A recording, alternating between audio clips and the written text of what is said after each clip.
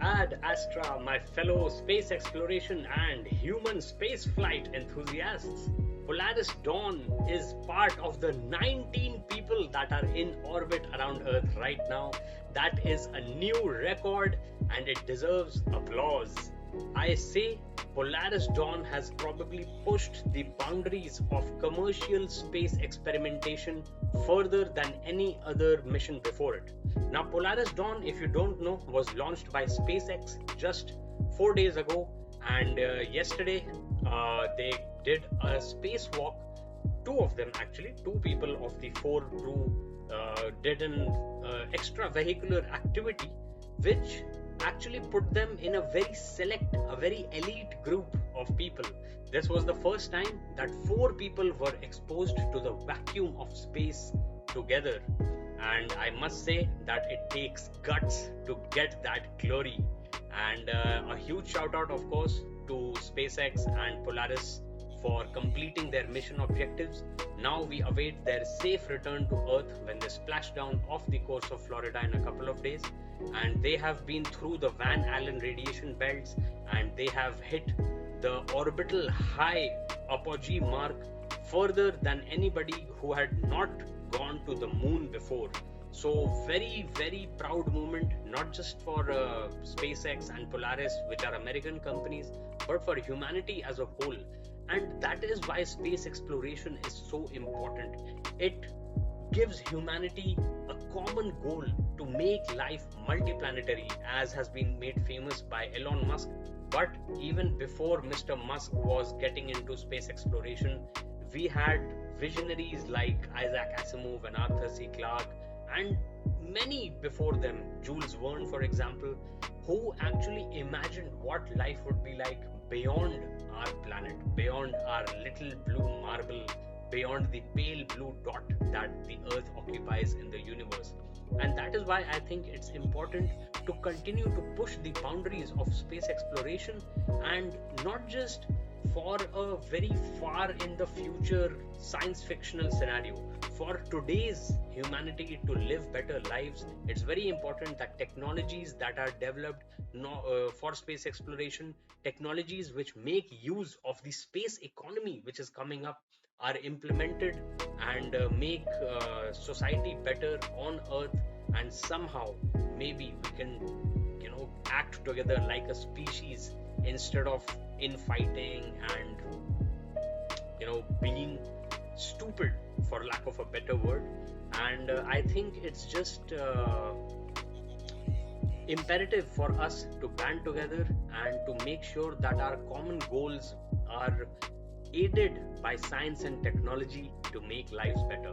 Alright, another point that I wanted to make in this my latest space exploration vlog, or rather human spaceflight vlog, because it has been focusing on human spaceflight more with the Polaris project and with Boeing Starliner, is that the dangers and the risks involved are completely exemplified by the Boeing Starliner episode. Suni Williams and Butch Gilmore, they went up to the International Space Station on the Boeing Starliner, and they are now going to come back on a Crew Dragon because the Boeing Starliner did not perform as well as expected. Now that is just a very good example of how technically challenging space exploration is. And when companies and governments, they overcome these sort of challenges, it trickles down into the economy and makes the everyday tech that we use better as well. It gives us better material science knowledge. It gives us better water filtration, reduction of wastage, and lots of things that are practical in our lives. For example, and I've given this example before in my space vlogs, if you want to check them out, solar panels were of course the biggest, in fact they still are the biggest source of power for the International Space Station and satellites, etc. And now they are commonplace on rooftops, and in fact even flexible solar films have come out which you can use as decor, external decor, and they will provide energy to your home as well. So that is just one example of how venturing into space makes our life better on Earth.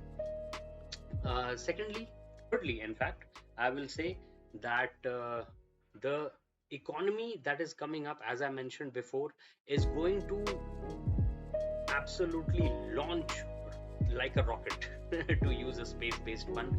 And I think we will get many more insights in the 15th edition of Your Story TechSparks 2024, where ISRO chairman Dr. Sreedhara Panicker Somanath will be making headlining appearance. And there is also lots of records that have been broken by Polaris Dawn, and there are lots more things to look forward to in the Indian economy, focusing on space exploration and space based science.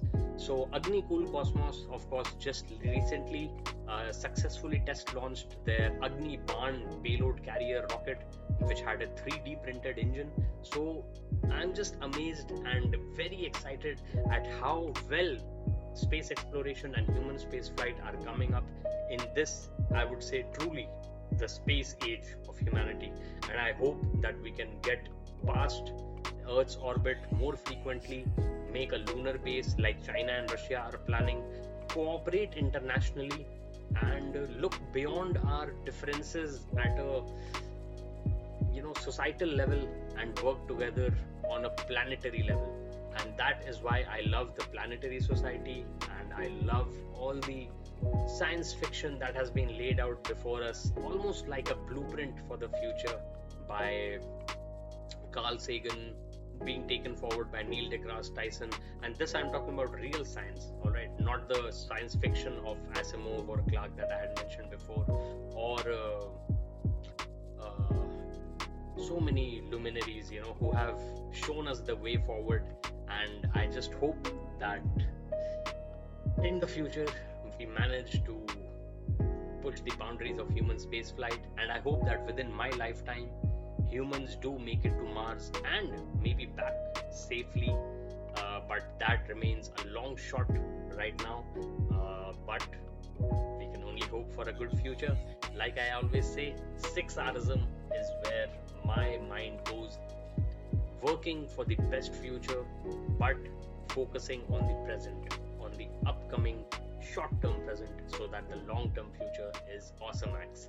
Alright, with that, I will draw this to a close, and do check out my other videos. I'm Axat. Thank you so much for watching. Take care, stay safe, and add Astra to the stars.